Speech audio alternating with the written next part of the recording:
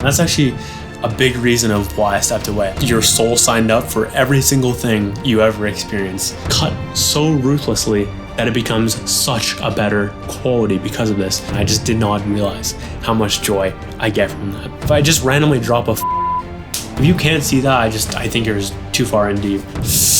Get out of my vlog. That's the master plan. No one can see what I am feeling at an intuition level, so I keep going anyways. What is going on, beautiful people? My name is Josh Moxey. Today is The Journal, episode 8. It is December 30th, 2020. We're just about to wrap up 2020 in a couple of days. I'm a little bit stressed. I still have so much to do, but we move, we do our best, and it's probably going to leak into 2021. It is what it is. Good news.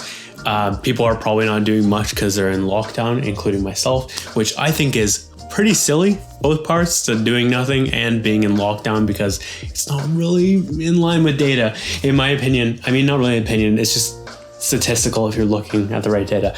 All right, so in the journal, it is my solo podcast where I get intimate with you guys. I talk about vulnerabilities. I share my vulnerabilities. I share challenges I'm going through. I share where I'm growing. I share what I'm learning specifically so you can apply these own things in your journeys to upgrade your quality of life, to upgrade your results, to improve whatever you're looking to on your self-growth journey. So, hope these are valuable. In today's episode, we're going to be talking about lockdown a tiny bit, probably not much, but just a little bit.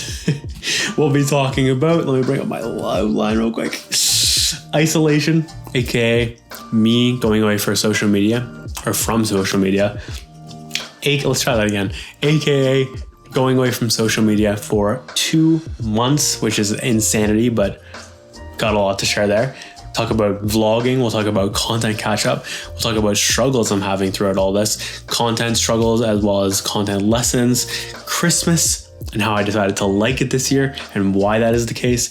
I'll talk about the camera I am so desiring and why I wanted, and talk more about that. Ego, what I'm consuming, and a crazy 2021 realization I had around entrepreneurship that is going to just change my year completely. All right, without further ado, let's get into this episode. First, we're going to start off with isolation, aka why I left social media for 2 months. Yep, I did it. I left social media for around 60 days. I am at day 56, I think, right now. The last time I was on social media was November 3rd, 2020. The asterisk, by the way, is I watched some YouTube. So, like, for example, I wanted some escapism, so I watched a little bit of, probably a lot of Among Us videos, because they're just completely non-political. They don't plant any stupid seeds in my head. They're just pure entertainment. In addition, I also watched camera stuff to understand more about the camera buying process and just educating myself more. I also watched a little bit of Andy Frisella's podcast, Real AF, on YouTube. But besides that, that was pretty much all I did on YouTube. Tried to stay away from almost everything because I just don't want to hear about political things or COVID right now. And that's actually a big reason of why I stepped away. I was so tired of hearing the limited perspectives on COVID and politics. So, like, basically just politics, if you catch my drift. Yeah, I was tired of hearing the lies, specifically from the left, on how COVID is so fatal of a virus. It's usually from people who are very subscribed to mainstream media, and I was just bored of it all. Like, people need to look at the data. That's basically all I'm going to say on that right now. I'll come back to that probably later, but I was tired of hearing the social justice warriors scream and shout and act like children. People were really struggling to take accountability last time I checked, and there was a lot of pointing fingers on both sides and a lot of like your fault, not mine type of thing. But every time you point your finger at someone else, you've got 3 fingers pointing back at you. it's important to take accountability first and foremost for your actions. So that starts with like the day-to-day things you do impact your grander results movement. If you want to take it to a next step, you go energetically, I created this. That's game changing. And then like you want to go even higher. Your soul signed up for every single thing you ever experienced. Thank you. We could probably end the podcast right there because that is the type of mindset you really just need to do whatever you're looking for. When you stop blaming, you take control of your situation because there's no one else who's going to fix it except for yourself. Or if you would choose to like believe in something like source or a God or whatever, then you can start co-creating with that. But at the same time, you are still that. So take responsibility.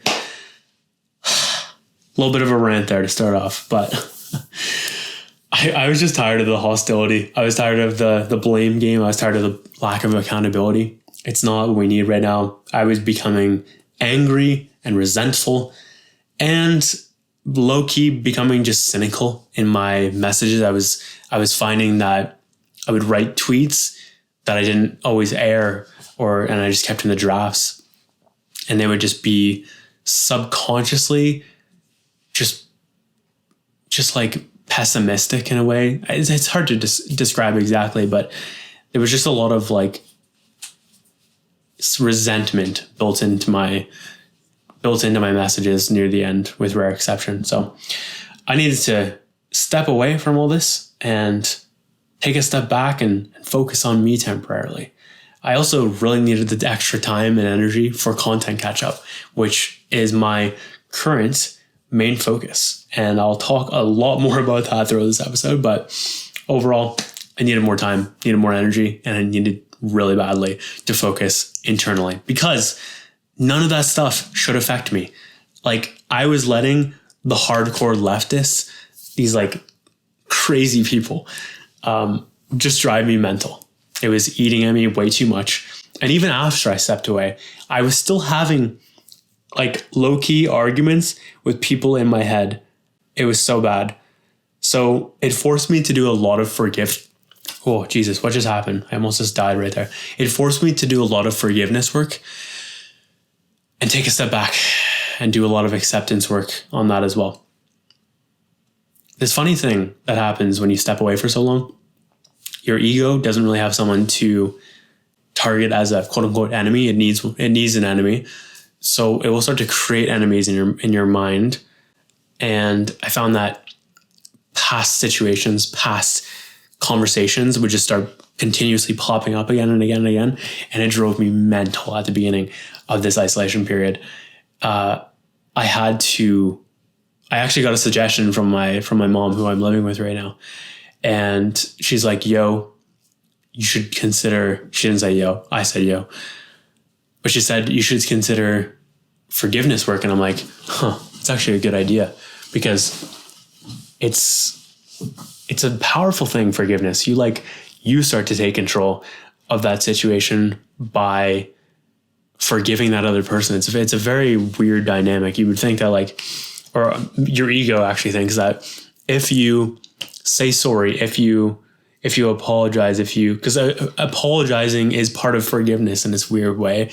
Like, for example, Ho'oponopono is this beautiful forgiveness practice. I think is it Hawaiian?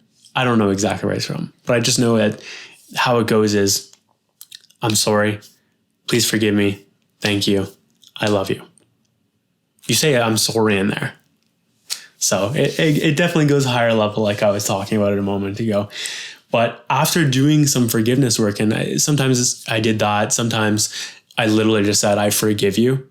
But a massive thing was taking the time to understand that this is happening for me. And I got more reminders from my mom around that, because everything at the end of the day is happening for my awakening at a soul level. I've definitely had more time to listen to spirituality, that's for sure. And when I'm at my best, I feel like I am identifying as a soul who is having a spiritual experience on the physical plane of this earth. it's not I used to think that I was a soul having a human experience, but now I'm a soul having a spiritual experience that happens to manifest in a physical vibration, a physical dimension. I thought that was really interesting. Key distinctions. Got that from Dr. Sue and maybe mom, because mom just decides to learn everything she can about Dr. Sue and then just tell me everything she can. It's hilarious. So, what else can I say? Yeah, there is significant wobble is what Dr. Sue likes to say. When something occurs and you're just like all over the place. That's what happened to me before I left. I would say things on Twitter, for example, and I would have just backlash, or I'd put something in my story and I'd have like replies and stuff like that. I'm just so done with all of this. Like, I don't really want to hear from people who cannot see like things that I think are pretty obvious. I don't know, but especially the whole part of like not taking accountability. Oh boy. But all of that should happen, and I should be able to remain at peace, remain neutral, remain calm. That is that higher level type of consciousness where the world can be happening around you in complete chaos, but inside you are still like water. So I went away to try to strengthen myself again spiritually. That was part of it. And yeah, I'm really grateful for that situation, or those situations, not just one, but these types of situations, people, etc. Because I mean, here's the thing. I don't know if I'm going to be friends. Like I'm really reevaluating who I'm going to be friends with going forward, because like how people have responded to me in the past year has really, and life in general, like people have say, F 2020. I can't swear, by the way. I'll talk about this later, but this is related to the swear words. People that just like completely throw 2020 in the garbage. I don't know if we can be friends. I'm sorry. Like, if that is your mindset, you're going to let a year dictate, whatever is going on in a year, it's going to allow you to dictate how you look at that year and what your results are in that year. Yeah, that's not good. That's a lot of time, and there's a lot of opportunities that you're throwing directly in the garbage because you've written off this year. That shows me that you're inherently pessimistic and you don't really have what it takes to be in a wartime situation, or like make the most of challenging things, because that's what life is. It's going to be challenges. And are you just going to be like, what's a great example? Like, let's say you're going to Mount Everest or something like that. Are you going to get a quarter of the way up and be like, wow, this is challenging. F Mount Everest. Like, that doesn't make sense. So why would you do that? Why would you do that with a year? Of course, this year had tons of challenges. I get and understand that. But to write off a year just tells me, I'm sorry. So anyways, my harsh judgments aside towards people that think like that, I am really grateful for this time showing me who my real friends are and giving me the opportunity and the gift to choose differently if I decide to change my circle, which I am very much considering right now. And I think I will do that person by person. Not completely cut people out, but just like reduce my time with them. Mute a lot of people. I'm going to be muting so many people. And when I return, it's going to be a very different way I consume social media. I don't even miss the consumption. I just miss researching. That's probably the only thing. And talking with a few people, like a handful of people that I do miss. But overall, I've been so like consumed with my mission throughout all of this, which is content catch up, that I didn't spend much time being like, I miss talking to this person. No, because I'd rather be working. It's the honest to God truth. So the answer that I wrote down, do I miss it? No. I literally wrote for myself no, because I already knew I absolutely just don't miss it. but I wrote down tips for going this long without talking to people. So first and foremost, podcasts. If you can listen to podcasts, I can go as long as I need. If I have something that is an enriching podcast that I feel that I'm growing from. So something like Tim Ferriss show, Andy Frisella's Real AF, Gary Vaynerchuk's podcast, kind of podcasts like that are just, I'm here for it. Audiobooks as well. I've been listening to a lot of audiobooks throughout this time. I'll talk about those more later in the episode. But definitely, first and foremost, having a priority and a project that is going to fill up your time in a useful and productive way. Meaning, like, forget projects for a second. What's your mission? What fires you up in the middle of the day? Or not in the middle of the day. I mean, in the middle of the day, yeah. But I mean, more so like first thing when you wake up in the morning. What is that thing? If you can find that, social media hiatuses become cake. I'm telling you, they are not that hard. I find it quite easy, but I've also been experimenting with this since like 2017 with these quote unquote no phone days, but I still use my phone. I use it as a tool. That's the difference here. I'm trying to avoid social, and then even text, by the way. I did a little bit of text at the beginning, and then 3 weeks into it, I was like, screw this. I don't want to text anymore or something like that. And then I slowly cut off email as well. I was just using it for like work stuff and keeping in contact with like my dad, for example, who I don't talk to as much as I talk to like these two here, because like my sister and my mom, because I just want to talk to my immediate family still. But after that, even like dad, I'm like, yo, don't expect me to talk to you in the next like month type of thing. And then these two, I'm like, yo, just chill. Like I need to focus right now. So, but the forgiveness work was incredible. All the alone time forced me to battle with insecurities. It forced me to not even battle, just acknowledge insecurities and be aware of them and energetically work on them, understand myself more. There's a lot of stuff, man. I really enjoyed this time. Really enjoyed it. All right. Content catch up. My entire time throughout this was mostly for this push on content catch up. I was very behind with vlogs and I got myself into another hole. Oh my God. So I needed to catch up. I was just so tired. Thankfully, I stopped recording as time went on. From like September on, I think I just highlight vlogged, which is when there is a very specific moment that I think would be very relevant to my journey, we record that. Besides that, I'm not like sitting there being like, hey, here's what I'm drinking for coffee today, which is what like a normal vlog is like. So that was, I think, very useful because then the content duration just got easier and easier as time went on to edit. But boy, it was like 80 hours total between the process 021 and the process 037. Yeah, I think it ended up being like 81 hours or something like that. It was crazy.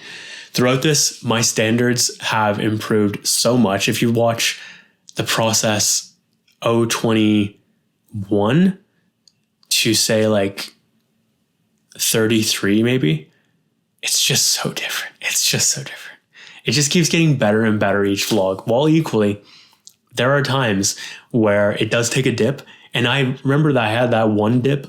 I don't know if I talked about this in the last episode, but there was one specific moment when I was editing. I think it was like 026 to 27 or something. One of these where I was just like, oh my God, is this what the vlog has become now? It's just because I was expecting a complete upward climb. And then it took like a slight little decrease on the one vlog and then returned to form. But that one little decrease took me out completely because I was so attached to completely going up. But what I've learned throughout this is that it might go a little bit up and down over between episodes type of thing. But in general, there is a trajectory of always going upward given a long enough time span, which is the actual thing I care about now. I'm just so grateful for how much I have changed as a video editor, as a content creator throughout this time. It actually started with me being so motivated to catch up because I wanted the camera first and foremost. I'm going to reward myself for getting caught up by getting myself a camera. But then I was like, okay, in addition to the camera, that's cool, but I also really want the freedom of being caught up in real time, which is a very powerful thing. But then I realized as time went on, there was actually a third benefit, which was the best of them all, which is I have grown so much as a creative throughout this time. As a video creator, oh my God, it's just, I think it's night and day. It might not be, but it feels night and day to me. I'm just pleased at how these are coming out now. I do struggle with the idea of posting the older ones now because my standard is so much higher than it used to be.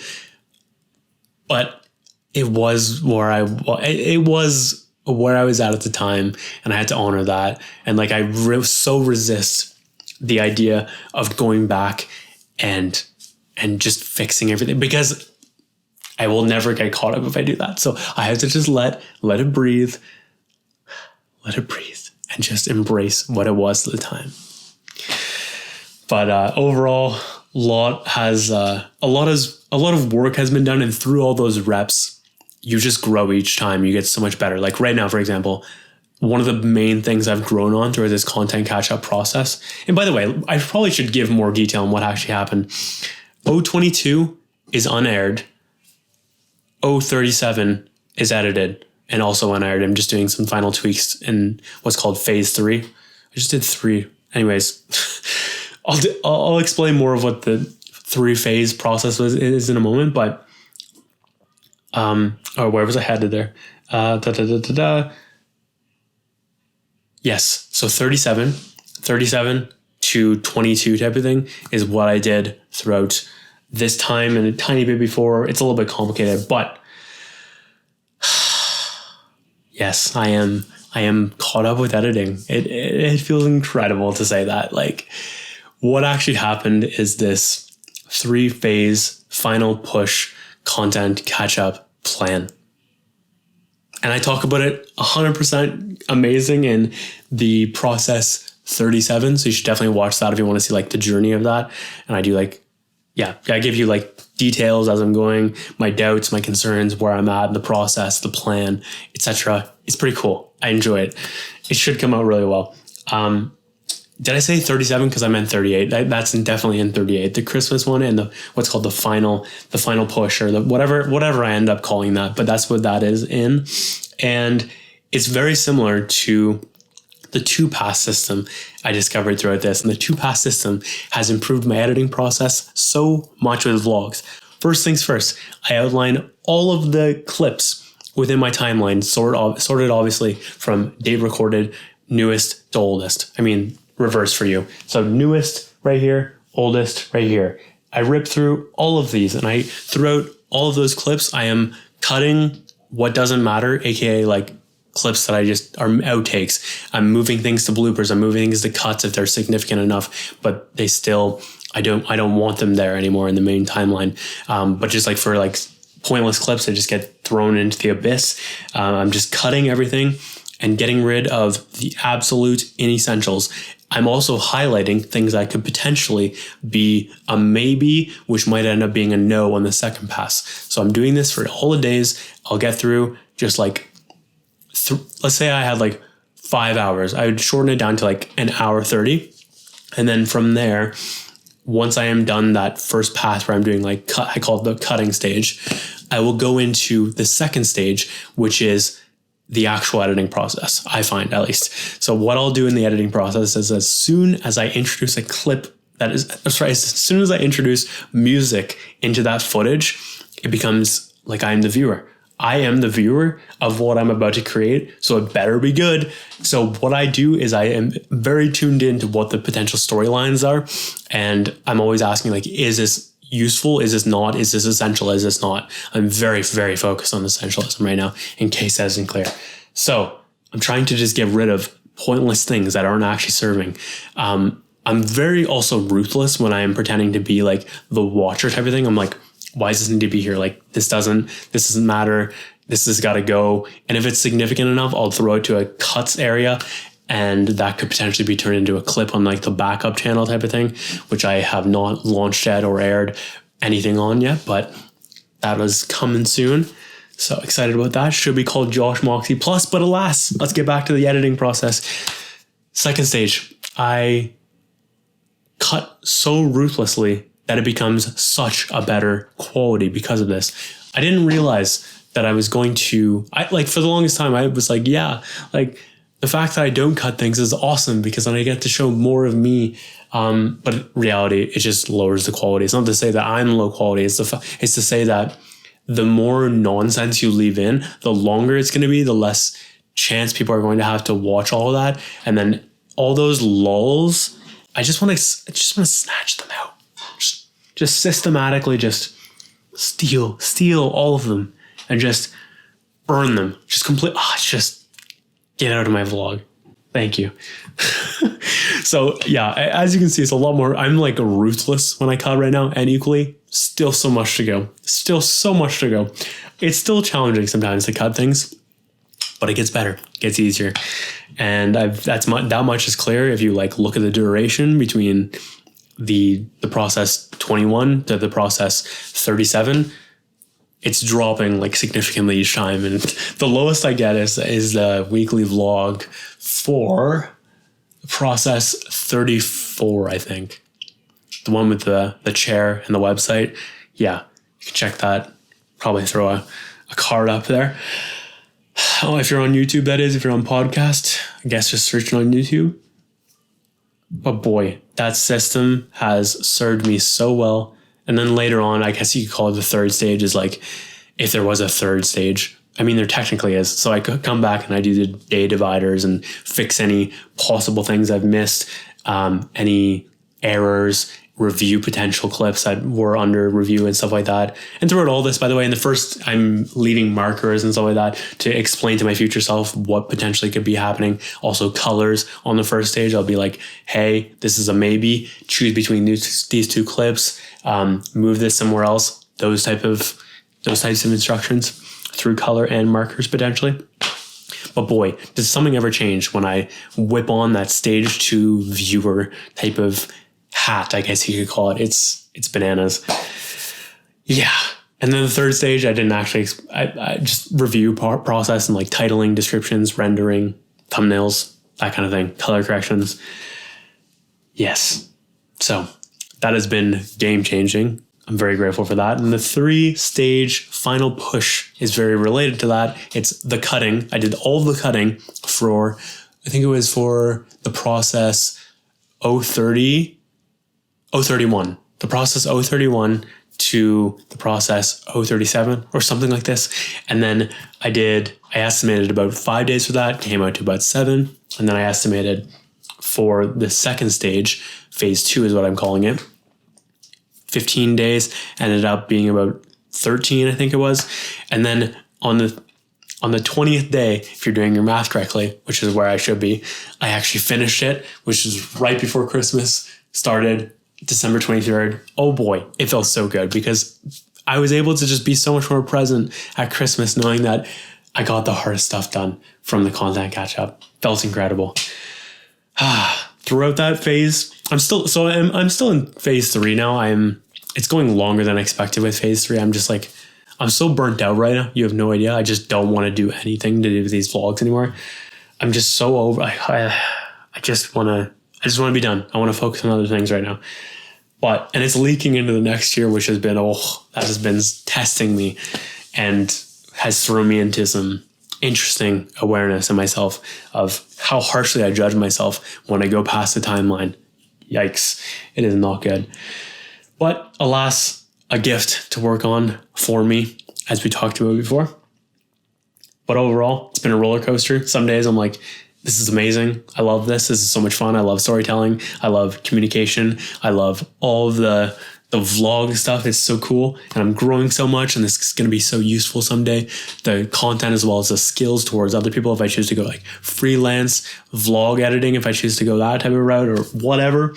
And other days I'm like, why am I doing this? This is so silly. This isn't even that good. La, la, la. Just all types of back and forth between those. Yeah. The creative process is up and down sometimes. If you just don't listen to what your ego tells you, it's so much better. Am I there? Absolutely not. I wish I was. Someday. Yeah, someday. So, I forgot to say, ums and ohs and ahs. ums and so's and ands. That's what I meant to say right there. They need to go. There is so much throughout this like reviewing of footage type of thing. I'm just so tired of hearing all the rambling, all the ums, all the so's, all the ands. The ands is the deadly child here. I don't know why I just said deadly child, but ands are deadly to me because I will say a point and it's good enough. But then I default into saying and then I have to come up with another point. And I'm like, why did I just say that? Oh, so if you're ever bored of me rambling, please note, it's because I usually said and then it kept me going. And I'm like, why have I done this to myself?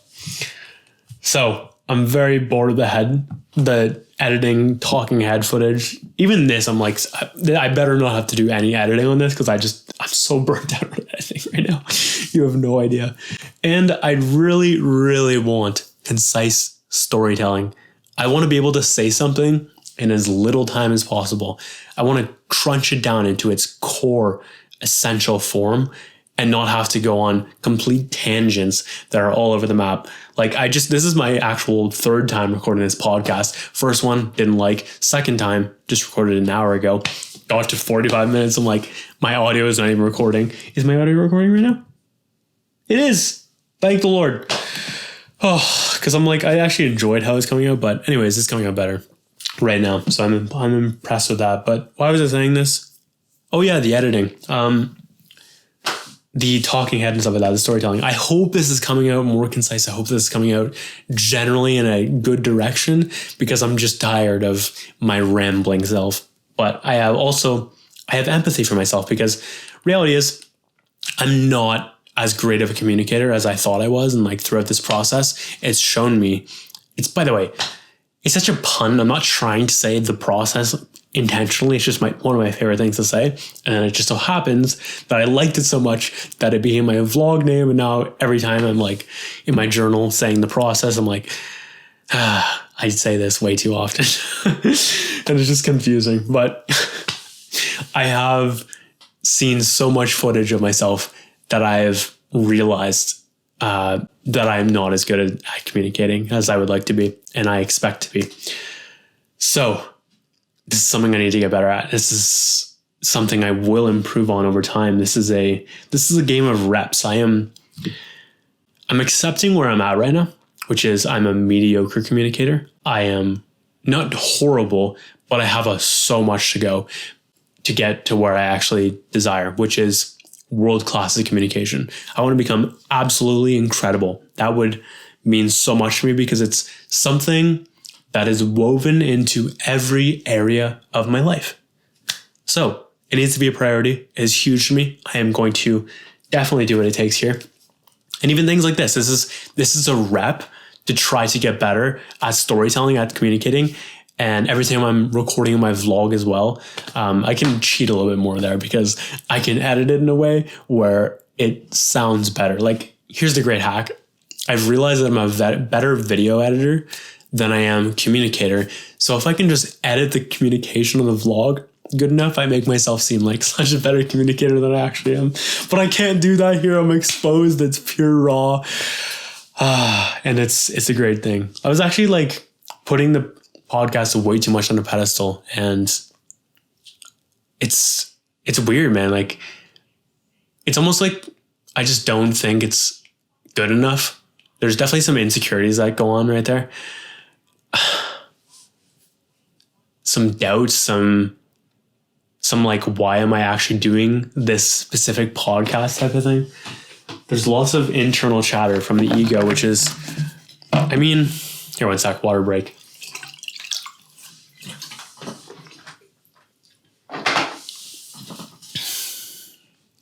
Is it useful? Like, I say yes and no.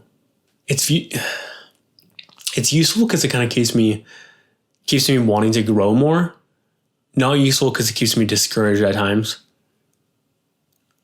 I'm undecided. I have to think about that more. But each time I do this, it takes it more off a pedestal. The challenge with my current duration is like, or frequency, I do them once a month instead of what I used to do, which is like once a week. When I was most comfortable with recording, it was definitely when I was recording the podcast once a week with reflections, because the more I found that in the past couple of years, the more I record something, the less I keep it on a pedestal, because it's like, doesn't need to be special.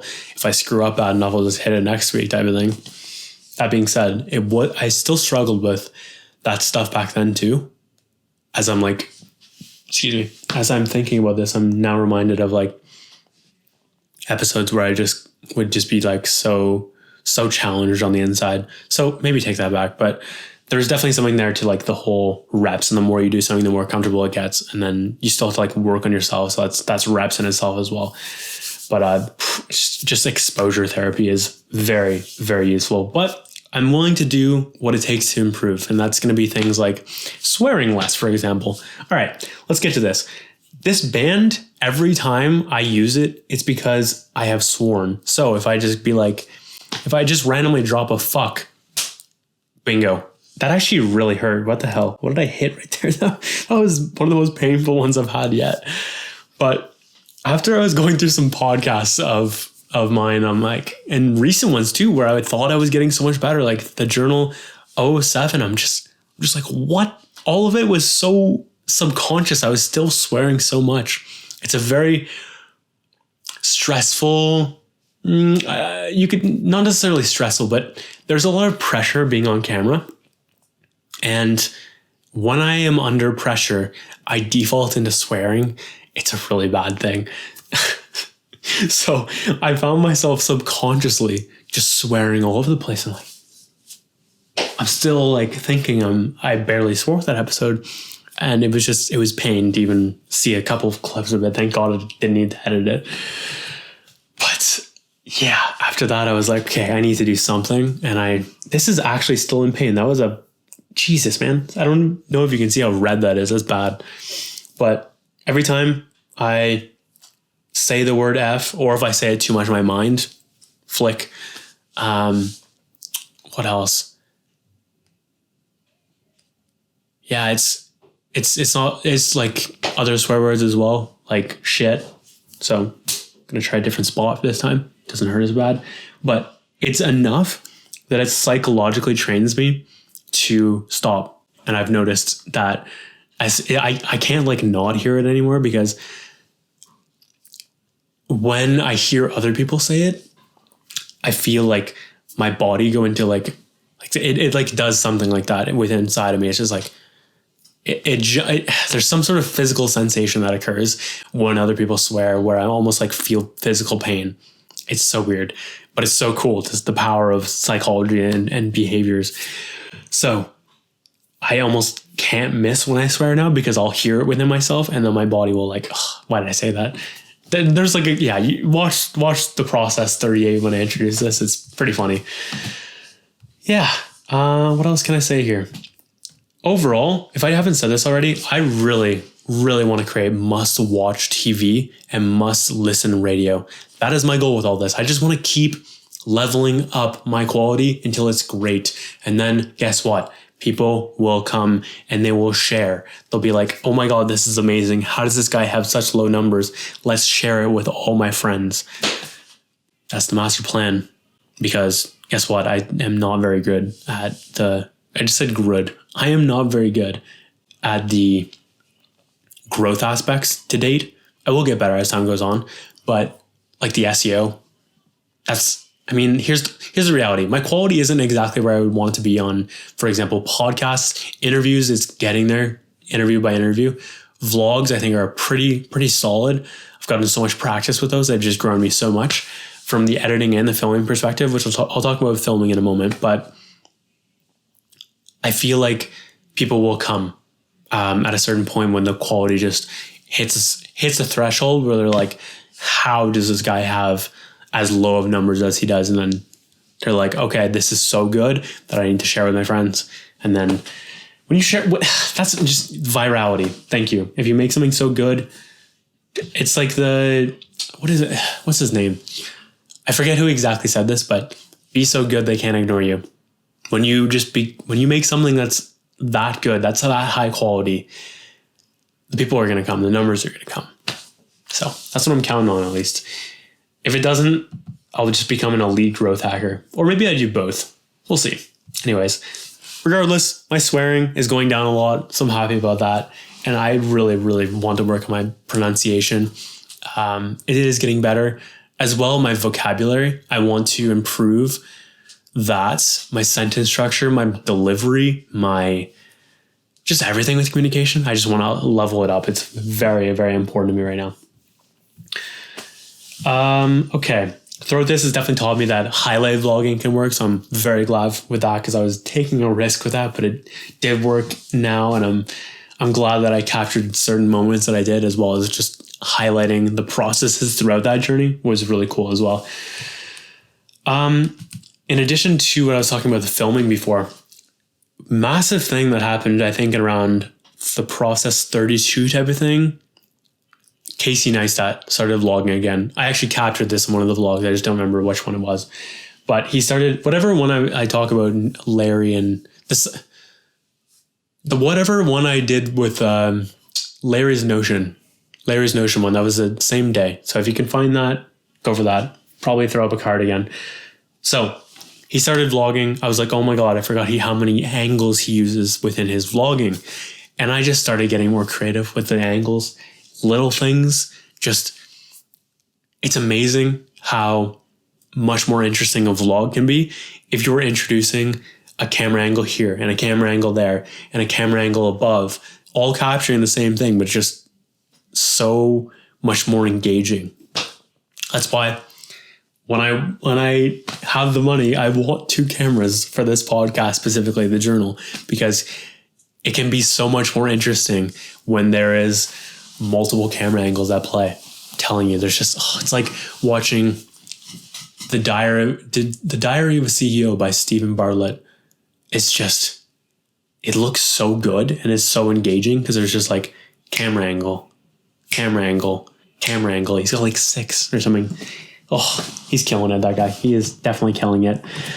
What else can I say about this? So that really helped, multiple angles. That really helped level up like a kind of mundane vlog at times. It made things a little bit more interesting. And going forward, Casey Neistat's obviously one of my biggest inspirations, if you guys didn't know this. So just watch how much at play his style is within mine. I'm kind of like Weekly V combined with Casey Neistat, if that makes any sense. I think that's the best way to highlight that. But yeah, I was recording in a friendly way to my future self, and I'm very grateful for that. So thank you, previous Josh. You're a gangster. And throughout it, really trying to focus on simplicity. Simplicity really is just king. It goes in line with essentialism. It matters so much. And my content will continue to get more simple as time goes on. I've also like really been focusing on like how much the story matters. This is really just a game of storytelling at the end of the day. Trying to identify the storyline and then establish that storyline for the rest of the vlog, trying to clip accordingly to that, and then create something that's valuable to you guys. That's what I care about. Yeah, it also was a blessing and a half that I was so burnt out on recording, so I swapped to highlight vlogging, because if I didn't do that, and if I didn't have this like physical pain inside of me where I was recording, but I would just kept going, that would have been so bad. I don't know if I would ever catch up. I'm still technically not caught up, by the way, because I've got like the process 5 to 20 to still do, but I'm just not touching that. That just might go in the archive for good. We'll see. We will see. At least, if nothing else, I have all the footage where I can just use it for whatever I need. I might end up just doing highlight vlogs of those. Maybe like take of the average of like 4 hours per vlog. I turn it into a 20-minute thing where the most relevant footage, I don't know. We'll see. Something like that could be useful. Speaking of all the old footage, Google, what just happened with my mouth? Google Photos is not free and unlimited anymore. Your boy is sad. I had everything around Google Photos. I probably had 3 terabytes of footage within Google Photos. Oh boy, your boy maxed it out so well. But it's done as of June 1st, I think it is, 2021. So I had to find some creative ways, but I'm sad. It was so nice while it lasted. Free storage for just days. It was phenomenal. It was phenomenal.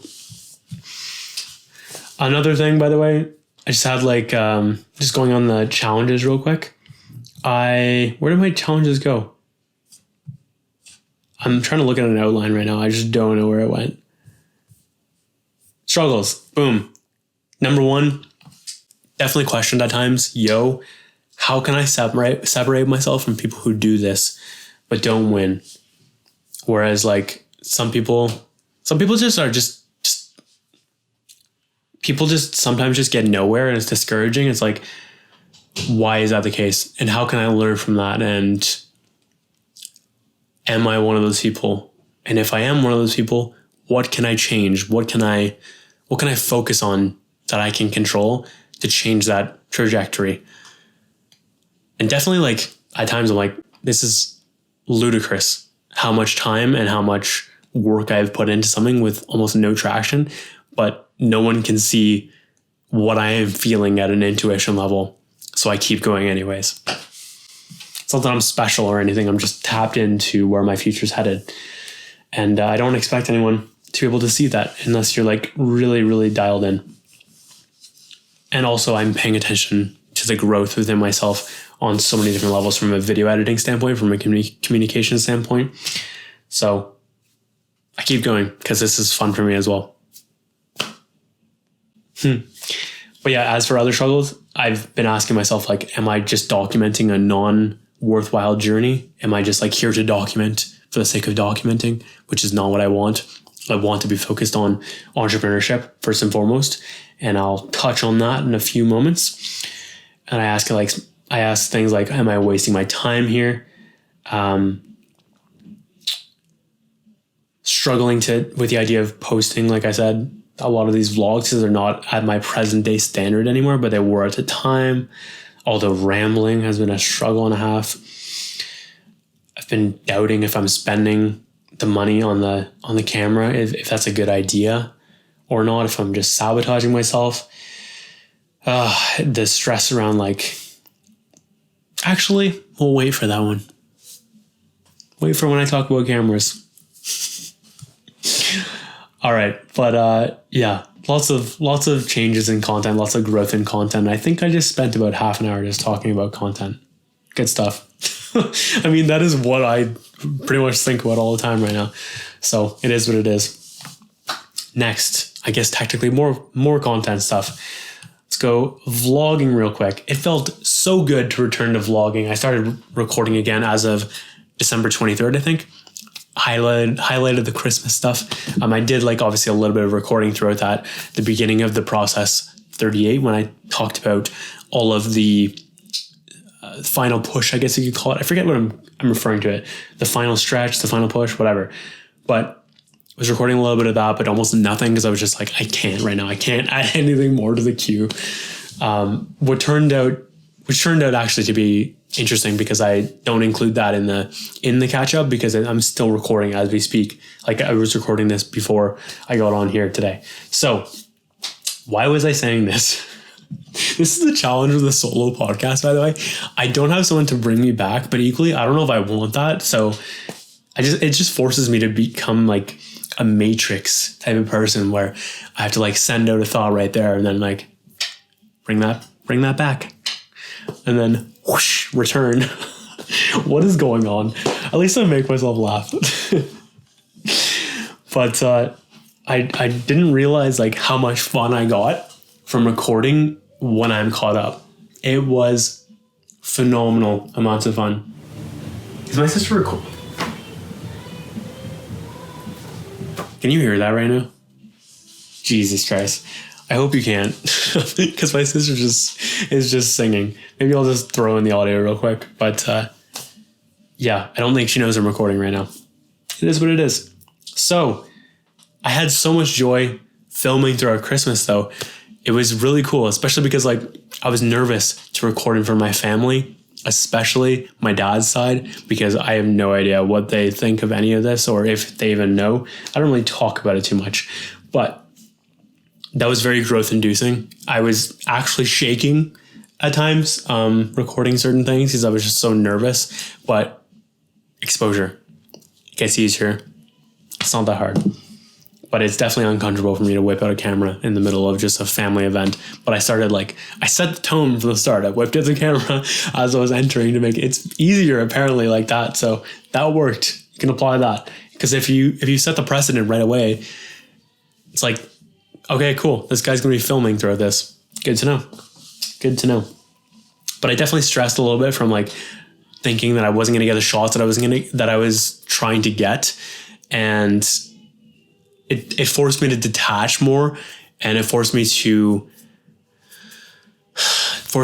embrace the present moment more, accept what I can control, what I can't control, understand that what I think might be the best shot might not necessarily be the best shot, that kind of stuff, I also noticed I was freaking out internally when the camera is recording for too long, because I can't see on my phone if it's recording or not, because it's faced the opposite way, so I can't see the screen. That is going to be so useful when I have a camera. But overall, it was cool to record Christmas, had some really wholesome moments. I have no idea how I'm about to chop it up, but it was really awesome, and I had just so much fun returning to vlogging again. I just did not realize how much joy I get from that. Okay, what else do we got on the itinerary? Do you want to talk about cameras real quick? All right, cool. Let's talk about cameras, and then we'll talk about the entrepreneur thing probably after. So I got some stress around finances right now from this camera. We've talked about the camera in the past, and this is my incentive to finish the content, catch up, and get in present moment. I can't wait. So it's stressful because the price is just raising and raising and raising and raising. Not the actual price, but what I'm actually looking for.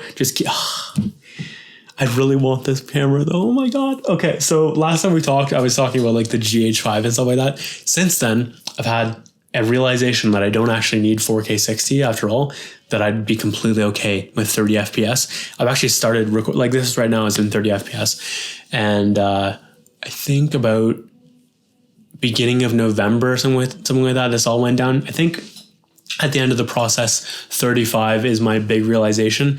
Shout out Nolan from Think Media. I talk a little bit more about that, as well as how Casey Neistat comes into play here with the 30 FPS. But check out the end of that vlog, and you'll see me talk about Notion updates and I say Notion updates because it was part of the segment, but just this general idea of I don't need this crazy 60 FPS thing. 30 is way good enough.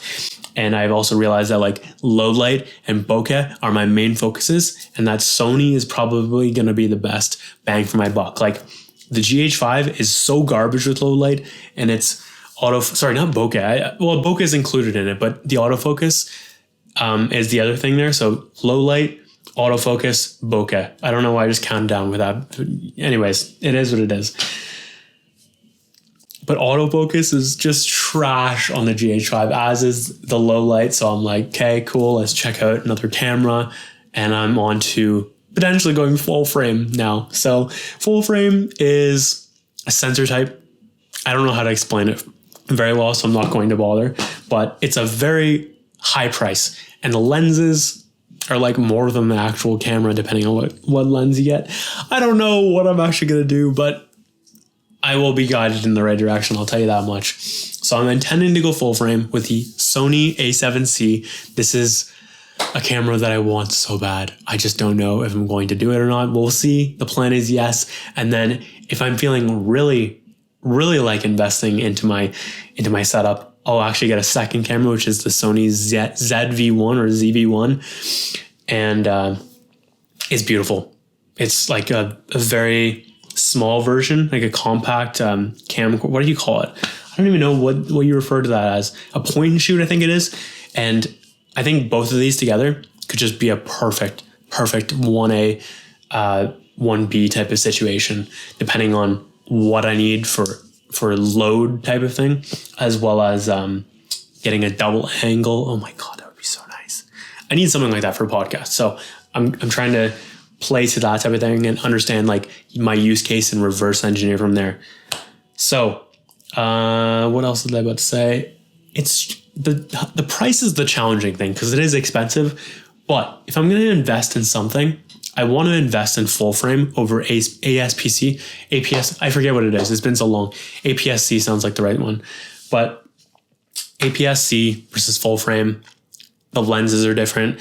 I want to go full frame because I know if I want to invest in something like this, I want to make sure it's something that can grow with me, and lenses can last like a decade if you're smart with them.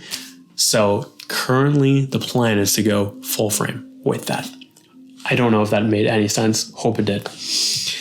Next, 2020 realization, or 2021 realization rather. I want to be a real entrepreneur. I don't feel like I've been a legit entrepreneur ever.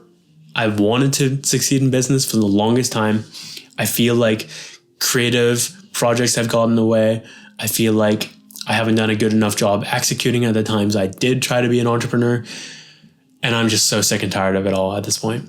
I have the skills to pull this off. It's just a matter of will I actually do this or not. So this much is clear that this is going to be my 2021 goal, my main 2021 goal. I'm not going to set goals of like, I want to make this amount of money per month. Blah, blah, blah. There's not going to be like a clear, specific goal like that. I want the feeling of waking up and looking myself in the mirror and seeing, yes, I am a real entrepreneur. I am the type of person who can make money by solving a problem. That means everything to me. I can't stress this enough. So I'm going to be very, very minimalistic with how I set goals this year. Goal setting will probably take no time whatsoever. In addition, there will be some like spiritual things as well, but yeah, and probably health too. I need to change my health real badly. So anyways, that's my plan going forward, is I just need to become a legit entrepreneur, and because it's taken its it has taken its self-esteem hits as well from this situation. I just need to get better. I need to be able to sustain myself. I need to be able to creatively make money and pay all my bills and just be on point financially while being very smart with all the money I'm making. And I'm talking too much about this now, but so we're going to move on to health. I am so acidic right now. It is hurting. Alkaline versus acidic. It's like pH scales within your body. I need to change this going forward in 2021 as well. It just impacts my happiness so much. And if I'm like taken out physically, I'm just like, oh, if I get to that point, good luck being happy, because it's such a massive impact, your health and your happiness, that I just need to focus on changing my diet going forward and being much more focused on becoming alkaline and becoming very healthy. That means like a lot of more veggies. That means a lot of more fruits, but not even just that general. Like the whole idea is that you eat foods that are specifically alkaline, because within those are acidic foods, fruits and vegetables and stuff like that. But boy, I don't know. I'm also paused on workouts right now because I just took a month off because I feel like I was just checking the box and it wasn't really doing much. I was still maintaining the muscle, and you will still maintain muscle after a month, I think, if you do it right, if you're specifically focused on strength. But I decided I needed that extra time, that extra energy, and I just didn't feel like I was using it effectively. So it was time to go full energy, full time with not doing that, and make sure all of that goes into content catch up, which I'm grateful for. I should be fine for muscle though. I'm hoping. All right. Ego real quick. I've realized throughout this, especially just the being away from everyone, how subtle and sneaky the ego is. Something as simple as, I was reading Eckhart Tolle's A New Earth, which is amazing. I'm loving it so much. I read it like every single day right now. It's just a good check-in spiritually. But in that one page I read, he talked about how the ego can literally feel pleasure right before you're about to tell someone a secret, and feel a sense of superiority because you know something that they don't for that millisecond. And I'm like, oh my God. It's me. Not me specifically, but my ego. My ego has become such a factor, a force in my life, and I haven't even realized it. Of course, I understand that I have an ego, but I just haven't realized the subtle ways it has come into my existence. Such things like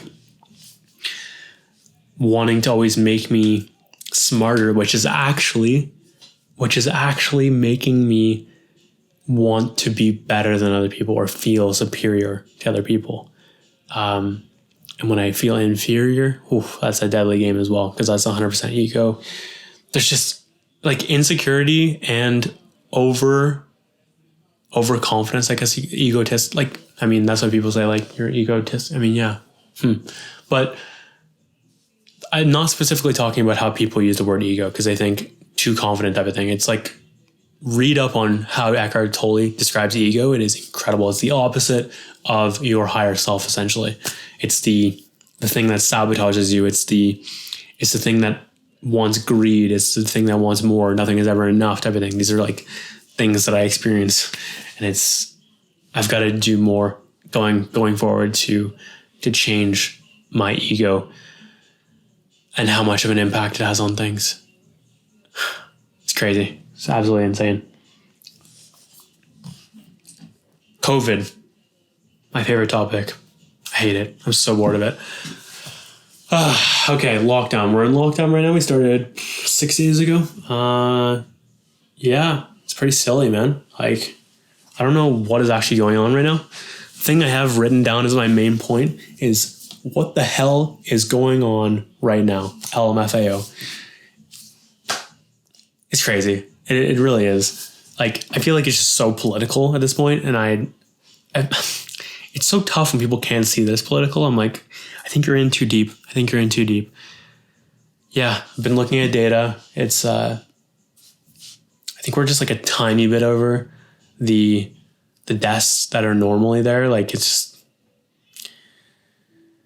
I don't think it's a good idea to lock down right now. I really don't. I really, really look forward to when this stuff goes all back to normal. I'm so done with the idea of masks. Like, how long is this going to go on for? I have no idea. I hope that people don't get used to it because that is a problem in itself. Yeah. I wrote down one thing right there that I'm resistant to sharing, but I think it's just the truth. I said, this virus is more financial than it is about health. Yep. Yeah, I'm not going to get too into this right now, but it just does seem like it's about financials more than it is about people's health here. Yeah, it's really tough because it's like people are just so resistant to looking at data and asking deeper questions, and then instead just taking the data or the stories from mainstream media, the articles that are designed to sabotage. Like, it sucks. Another good thing I wrote down: too much trust in people who don't actually give a flying fuck about you. Yeah. Another thing I wrote down, I'm just going to read what I wrote. I can't say for sure what people are currently like because I don't have a clear picture anymore, but I don't think unconsciousness is going to be fixed in just 2 months. Meaning, because I've been away for so long, I'm not sure what people are actually thinking around this, but yeah, it was also awesome being around Christmas tables and almost everyone in my family events realizing, yeah, this is kind of a farce in some ways. And I'm like, yes. Especially this one girl. Oh, she's great. She was just going off on everything COVID. And I'm like, yes. Like, some of this stuff is so silly. Long story short, if you're vulnerable, stay home because the few are the people that we're supposed to be protecting, quote unquote, but that doesn't make sense for a world that sustains. So and I have total empathy if you are vulnerable to this situation, to a virus like this or the flu or something like that. But like, what did you do before? What did you do before? And this seems like an absolute sabotage to take out our economy. And I don't, if you can't see that, I think you're just too far in deep. But I really do think that people should stay home if they are vulnerable, because it is stealing the lives of so many people while they're still alive, if that makes sense. Yeah. All right. Next, I am consuming some things, and I thought I would share them with you real quick. And this is actually also how I spent a lot of my my content catch up time. Okay, by the way, where am I at for time? Just need to check real quick. 105, I can rock this. All right, real quick, final points. What am I consuming right now? Books. Finished Bird by Bird by Anne Lamott. I enjoyed that. It was just a surprisingly dark book, which I thought it was just going to be like a creative process book. It turned out to be way funnier. I love dark humor. I thought she was hilarious. And it provided a ton of great examples, insights, and vulnerabilities that are very useful to anyone inside of the creative process. I enjoyed. Next, Atomic Habits.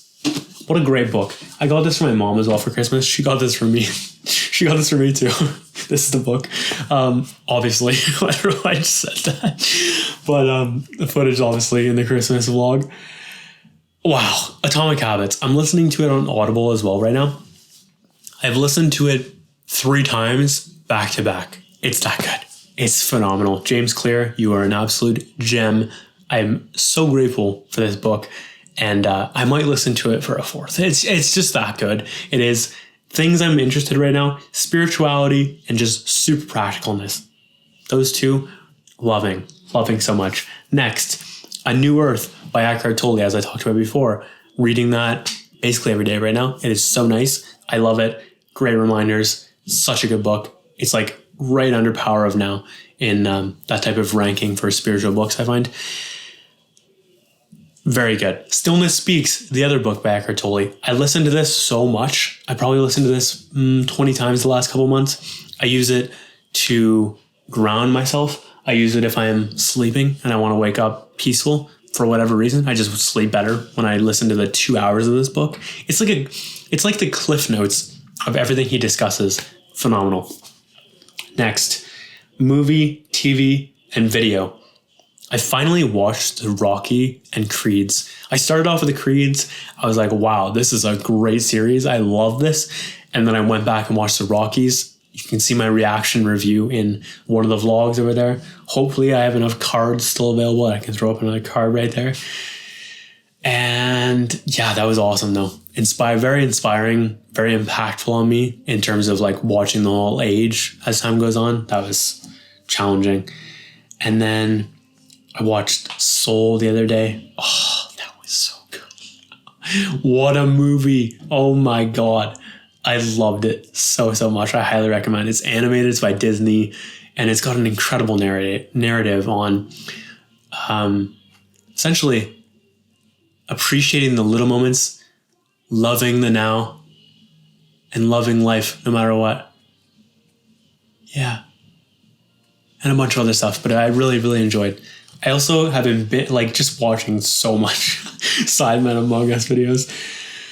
Oh, and actually the correct word right there would have been so many. So yeah, that's what it did. So, but I've been watching a lot of Vicstar streams, and I try to avoid the chat on YouTube. By the way, I just try to watch the videos and stuff like that. But oh my God, Among Us is such entertaining content. Shout out to Tony for low-key introducing me to it, and then I just got hooked from KSI's video from there. Crazy. But it's been really interesting because it's not political at all. And you actually have to use your brain in the game. So you don't need to like play it. You can watch it and it's still entertaining because you're like predicting along. It's fun. As for podcasts, we've got Real AF with Andy Frisella, which I've been listening to this podcast or this entire thing being like the craze that is 2020, helping me see a little bit clearer, understand things that people are not talking about, and keep my sanity, which I think I already said, but is that important? that important. But so I've watched a little bit on YouTube and on podcasts. It is so good. Besides that, I'm basically listening to no podcast right now because I want to zero in. I am listening to different music though. So hear me out on this. Rap is actually better than I thought. What a weird thing to say. I watched Spider-Verse, Into the Spider-Verse, whatever the hell it was called. Such a good movie, by the way. Like, I will rewatch that so many times just because it's that good. But the soundtrack for that, 2 songs specifically, What's Up Danger and Scared of the Dark. Scared of the Dark's intro is damn good. I'm not here for like most of the rapping part of it, but What's Up Danger, I love that whole song. I have used this as my anchoring song throughout the content catch-up process. Whenever I'm feeling like down or like unmotivated, I use that and it just rises me right back up. I've been practicing visualization in the morning. One of the first things I do every single day is I envision where I want to be in the future, wherever I need to be at that specific moment, in regards to like what I'm believing in the most. Whether I believe it or not, I'm still trying. So actually that kind of goes against what I just said. Some days I am just going to go and just try to envision whatever I need to, and whatever is most important for me to envision. Other days, I'm just going to focus on like, where am I right now in my belief process? What am I believing out of my dream, my next step, my chief aim in between those two, something like that. I don't know. I think I just butchered that. But anyways, that's my visualization thing right now. Like throughout this, most of the time I'm visualizing a very chill Christmas, and that day where I catch up, that freedom. That's what I care about most. Because when I started to visualize the camera too often, I was like, oh, so much money. But besides that, I've been using What's Up Danger, like typically many days throughout the content catch-up process. I was using that in the morning and I would play it to get me hyped up before I started working. Then, whenever I play it now, it just puts me in a beautiful, beautiful state. So I love that. Rap is just incredibly underrated. Oh my God. I also love Yeezy. Yeezy's music right now. Kanye West, You're a Beauty. I enjoy so much. So yeah, No Church in the Wild is another thing that I have in my playlist of things I consistently listen to right now. And Black Skinhead. Very, very good songs. Who would have thought that Josh Moxey would start liking rap in 2020? What a weird year. All right, that is a wrap on the Journal 8. I hope you enjoyed this. I hope you got a ton of value. If you did, I would love if you could like that video down below, because every time you like, it tells the YouTube algorithm to send it to other people who could potentially be interested in. And boy, do I ever need some help in growing this channel right now. So if you value this stuff, please do me a favor and do that as well. If you could subscribe, that would be awesome, because I don't want you to miss any upcoming content. And I've got a ton, as you probably well know. So appreciate you guys watching and listening. As always, my name is Josh Moxey, and I will catch you in the next year. I went there. Dad joke united. Let's go. Love you guys.